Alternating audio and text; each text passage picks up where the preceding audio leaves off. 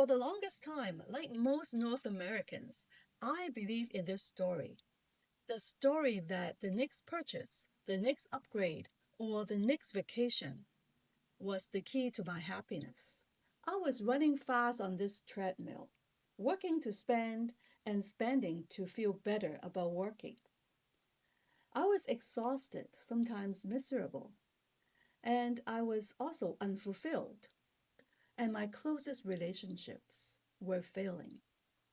When I examined that deeper, I realized that the problem wasn't my job, my salary, or my titles, not even the economy, but the problem was my mindset. Today, I want to share three simple but profound mindset shifts that rewired my brain, saved my relationships, my finances, and finally, most importantly, is to help me find a sense of meaning. Hi, I'm Joyce Lee. Welcome to the Fullness of Life. This is the Grandma's Guide to living a resilient and flourishing life through simplicity. We are going to walk through three mindset shifts that build on each other. First, we need to change our role in the economy. Then, we change our relationship with stuff. Thirdly, we change our approach in the search for meaning. Together, they don't just declutter my home, they declutter my whole life. So let's start by building the foundation. The first shift is the biggest one. It is about changing your role from a consumer to a creator.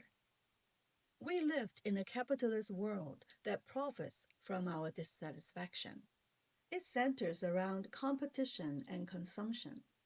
It constantly asks us what products and services will make us happier, easier, more comfortable. That's why we end up with new phones, new gadgets, new games, new shoes, vacations, go to everywhere, and the list is never ending. But this mindset is actually a trap. It puts your happiness and fulfillment in things that is outside of your control. You may ask, how can I make that shift happen? Well, the shift can happen when we stop asking, what can we get? Rather, ask this, what can I create? Or what kind of ripple effect do I want to cause?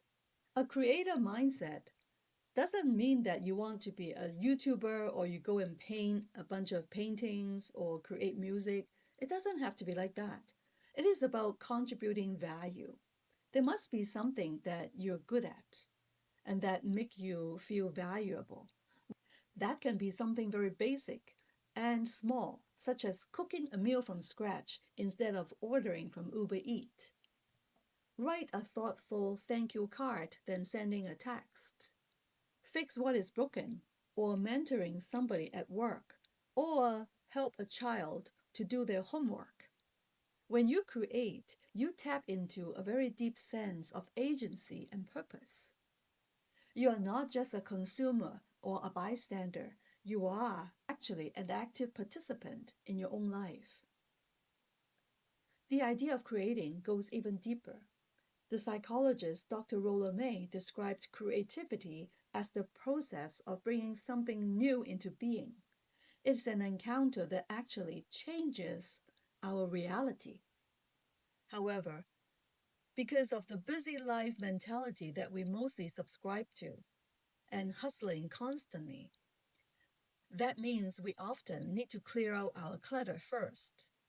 This leads perfectly to our next mindset shift. Number two mindset shift is about needs versus want. In fact, this second shift is about freedom, needs versus want. And I want you to play a game with me. Ask yourself, how can I pack my life into two suitcases? There you are, two. I'm not asking you to become a nomad tomorrow. This thought experiment is to help us to uncover what we truly need. Imagine the freedom of having less, the less to acquire, less to maintain, less to clean, less to store, less to worry about. This applies to your physical space, your digital space, Well, say goodbye to those 1,000 emails unread. And the most importantly, your finances. Yesterday, I was cleaning up my hard drive all the time. In the past, we thought 1 gigabyte is a huge storage, but now we're talking about terabyte. And I have to look up, okay, how much is a terabyte? Is 1,000 gigabyte. And why? Because just one video that I make takes about 3.5 gigabytes. Can you believe that?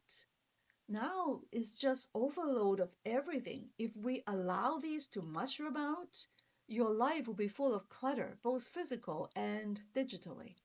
So we really want to do something, because otherwise we'll be falling in this trap and paying for storages and trying to look for things, and this is really exhausting and unnecessary. Well, I always ask the next question is, how much money do I actually need? But in order to find that, how much you actually need compared to what are you spending now, or what are the things that I want, you really have to sit down and do some homework. Either use a piece of paper and start writing it out, or open up an Excel spreadsheet. I think that is better. On your laptop, try to put a few columns to say, okay, what do I truly need? Think about the basic needs: your rent or your mortgage, your utilities, your bills, about your gas or your cell phone, your internet, those kind of things that you need. Really think about the need, the basic needs. And then look at your bills, look at your Visa bills, cash bills, your withdrawals from the bank. So you would find out a lot. You will find out a lot about yourself. And this exercise is liberating. And I did it. I look at it every year. Seeing these numbers on paper is liberating. It actually turns money as a source of stress to a tool for freedom. Because when you look at it closely, it is telling you how much you need to earn to survive, to be free. Now, and everything beyond that is a choice. I subscribe to no buy quite a bit. Um, and the more I do that, because I would always ask, do I really need this? 2 weeks later, do I still miss this thing if I don't order it or don't buy it? Now, I don't even need to ask, because automatically I do not have an urge when I see those promotion flyers, unless they are bread or butter. I don't really care. And I spend time in the mall. Sometimes I need to wait for a bus and I have 1 hour to spare. I went to the mall and I look at all those fashion. They cost thousands of dollars for those coats. I'm wearing one, and that's all I need. So I have really no urge for fashion either. But I'm quite different because I'm old. For you, you may be a younger person and you want to look nice and sharp. So I understand. But even that, try to buy something basic, something that will last for years. So people talk about capsule wardrobe, where you mix and match a few clothing and then you will go with different varieties without feeling bored. And that works well as well. But for me, I look for good quality clothing, and sometimes I know I'm not very fashionable. Some are out of fashion, but if you wait long enough, they will come back. And this vintage look sometimes is good as well. I did pack up my life in 2 suitcases a year ago when I traveled from Toronto to Squamish, and it was fine. I opened up my suitcases. I have enough clothing. And I bought some secondhand furniture and kitchen utensils, and I'm good to go. I did not miss much about the stuff at my other Toronto home. Yes, I still have a house there, so there are still things, so I cannot say that I'm a true minimalist in that sense, meaning I have more than 3 pairs of pants for sure. However, it is the mindset that, okay, I'm not a consumer anymore. And I try to be creative. What I can repurpose, what I can reuse, I'll do it. What I can recycle, I'll also contribute to the economy by donating my stuff and buying secondhand stuff. And it's totally fine and it's liberating. And as I said, there is the incredible freedom from all of this. Once you clear out the clutter, you realize that Whether your home or your finances, you have more space. You have more freedom to look at, oh, now I can have some little bit extra space or extra money, or I don't have to work my second job or third job because I can survive with this. Now, at that point, you may realize that, oh, now that I have cleared up my schedule, my wallet, and my home space, what am I going to do with all these extra space? How am I going to fill them up? Huh. Don't be tempted because sometimes you don't have to fill it up. White space is also good if you're an artist. You see what I mean? But that existential question about what is life all about will emerge. What is the next stage of my life? Trust me, that will come. And that naturally leads to our third mindset shift. This third mindset shift is about shifting from hyper reflection to dereflection. This shift uses a powerful concept from Dr. Viktor Frankl's logotherapy. Now, I myself talk about reflection a lot because I'm an introvert and I reflect a lot about my life, my circumstances, my past, my future, my present. So reflection is helpful, is good. Is asking us to think through, be mindful of what's going on and what will happen next, rather than just go and keep busy without the thinking process. However, Dr. Frankl observes that most of us can get stuck in this hyper reflection stage. Hyper reflection can be an exhausting state of overanalyzing everything from a self centered point of view. I can give you an example. We can get quite paralyzed when we keep asking the question of what is my one true purpose? What will make me happy? So all those me question. Yes, maybe we'll find clues about ourselves, we'll do self-discovery, but we cannot be just focusing on self-centeredness. So the concept of dereflection come in place. This inward focus anxiety usually showed up as a FOMO, fear of missing out. We compare, we saw our friends going to France, to Portugal every year for the summer, and that the fact that I'm not going, I may be missing something, they have a better life than me, or this cruise ship is bigger than the one I had 10 years ago, things like that. So you're fearful that you're missing out on life. We ended up asking the world, what can you offer for me next?